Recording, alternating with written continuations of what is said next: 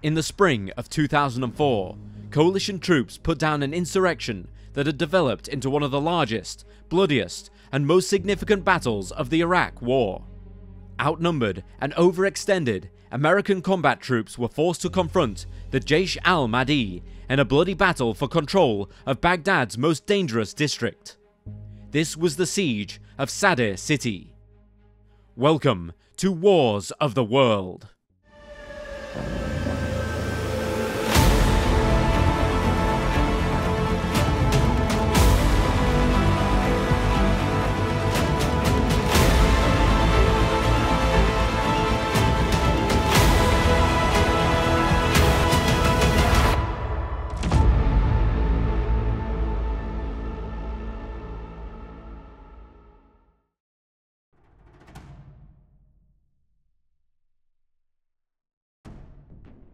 The Iraq War, also known as the Second Gulf War, began in 2003, with the United States-led coalition bringing about the fall of Saddam Hussein's Ba'ath regime. As the fighting continued, an insurgency emerged against the coalition forces and the newly installed Iraqi government. The invasion of Iraq was part of the Bush administration's broader war on terror, which was initiated in reaction to the September 11th attacks. In October 2002, the US Congress passed a resolution that authorized the use of military force in Iraq.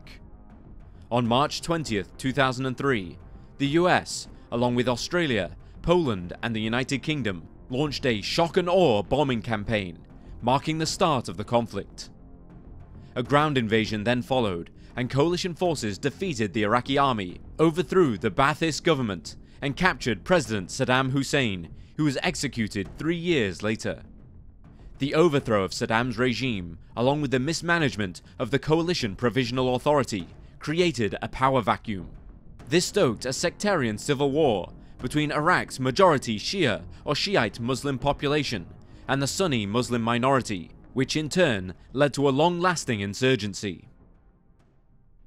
As the fighting began on the 4th of April 2004, Iraqi police were forced out of 3 Sadr city police stations by militiamen of the Mahdi army. A US Army 1st Cavalry Division patrol was ambushed. The 19 soldiers found themselves pinned down in an alley, with shots being fired from all sides. With many of the soldiers being wounded, one with a fatal wound, and 2 of the platoon's Humvees being disabled, the US troops took shelter in a house. The rest of the 1st Cavalry Division and elements of the 2nd Armoured Cavalry Regiment rushed into the city to help their comrades, but they were met with a barrage of gunfire, RPGs, and pipe bombs. By the end of the night, 8 US soldiers lost their lives, and 51 more were injured in the bloody battle. After running firefights with Mahdi rebels, the 759th Military Police Battalion retook control of the police stations. Despite reports of the deaths of hundreds of militiamen from the Iraqi Ministry of Health, many of the Sadr city's impoverished neighborhoods were still under Mahdi army control. By late 2006, after 5 long years of bloody violence, over half of Baghdad city and the majority of the country remained uncontested, unsafe, and neglected. The death toll continued to rise, along with the financial costs, as the American military lacked the manpower required to secure key Iraqi strongholds, despite the investment being poured into the war effort. Many areas of Baghdad have been targeted by powerful criminal gangs. With the absence of law and order, millions of Iraqis lived in constant fear for their lives, far from the protection of their recently elected government. One of those criminal organizations was called the Ja-Ish Al-Mahdi, a Shiite group who had taken control of the huge slum area in eastern Baghdad, known as Sadr city. According to Sergeant Conrad Ludwig, who served with Bull Company, the Ja-Ish Al-Mahdi was one of the most expertly trained, well-organized, and fully supplied insurgent militias in the world.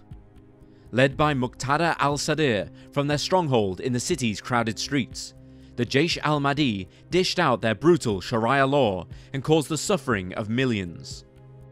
Sadr city was built in 1958. Constructed to house the migrant population of Baghdad, it maintained squalid conditions from the outset. At the time of the siege, it was home to a population of around 2.4 million people, packed into an area of just 20 square kilometers, or 8 square miles. It was a maze of narrow streets and alleyways, mostly made up of shanty houses and 2 or 3 story buildings.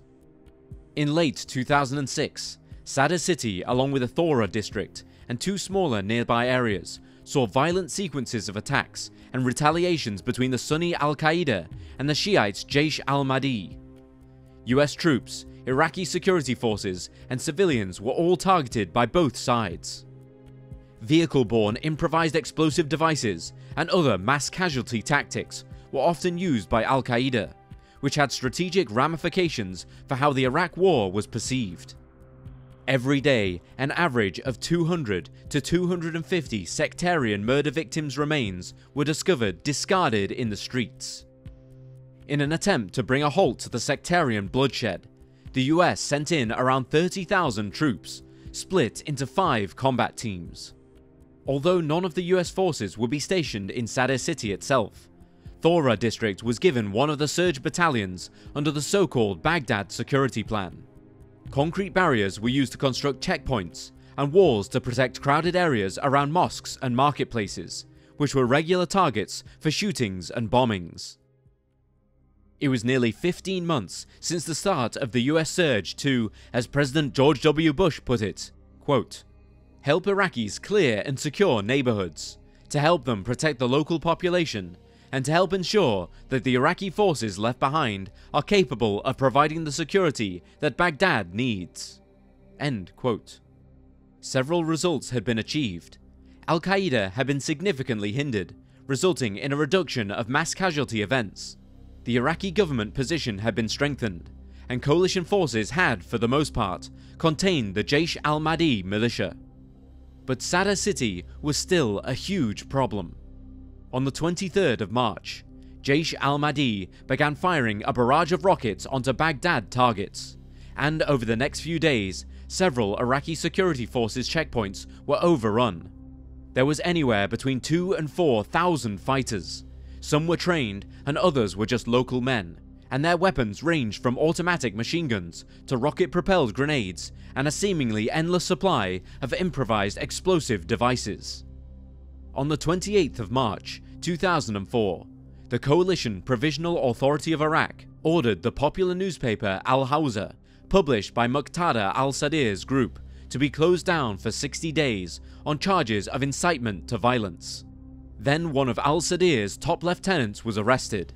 Both incidents caused huge protests, and finally al-Sadr called on his militia to rise up, not just in Sadr city, but all across Baghdad and in other cities across Iraq. Operation Gold Wall began on April 15, 2008. On each day, the 1st Battalion 68th Armoured Regiment and the 1st Squadron 2nd Stryker Cavalry Regiment carried out missions to lay concrete. The intended use of these walls differed from that of earlier concrete walls built in Baghdad.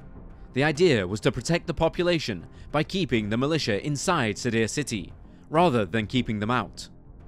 Each night, the units formed a huge convoy, with a tank leading the procession of flatbed trucks carrying concrete barriers, armoured Bradley fighting vehicles, and a military or civilian crane.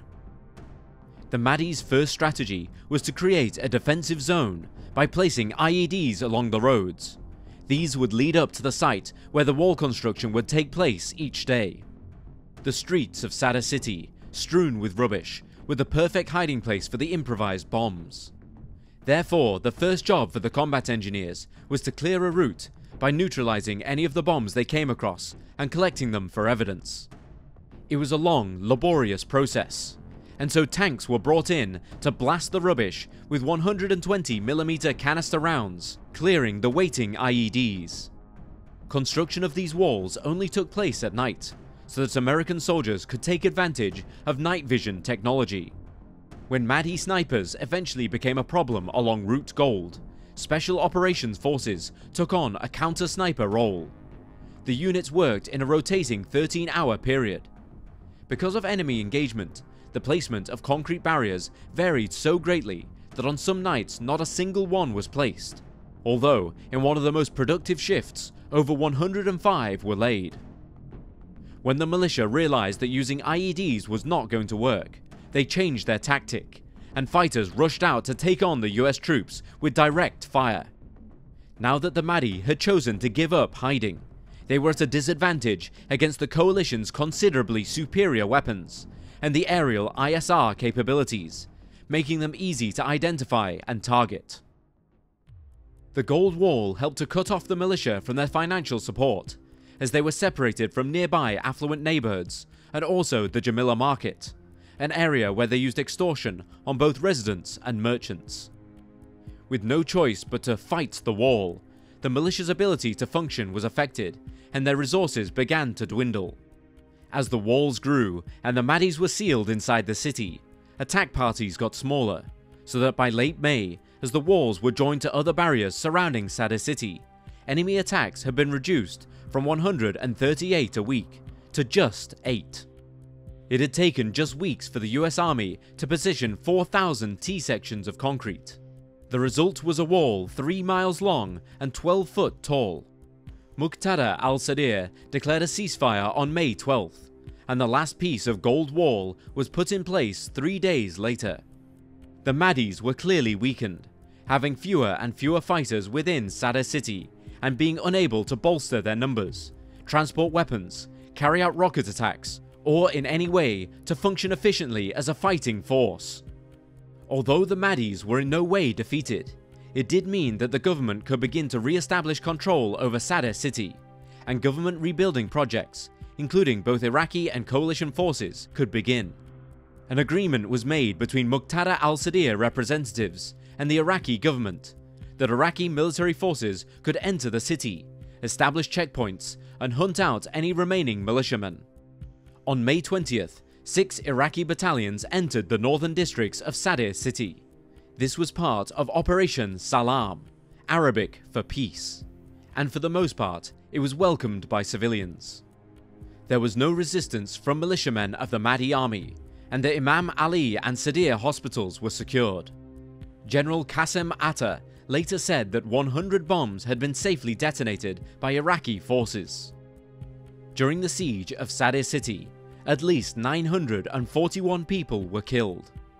That figure includes 22 US soldiers, 17 Iraqi soldiers, 331 militants, and 591 civilians.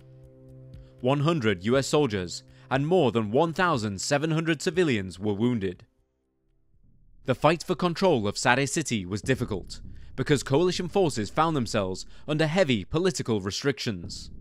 Other options had to be created, as the enemy was using the maze of slum dwellings as its operational base and shelter.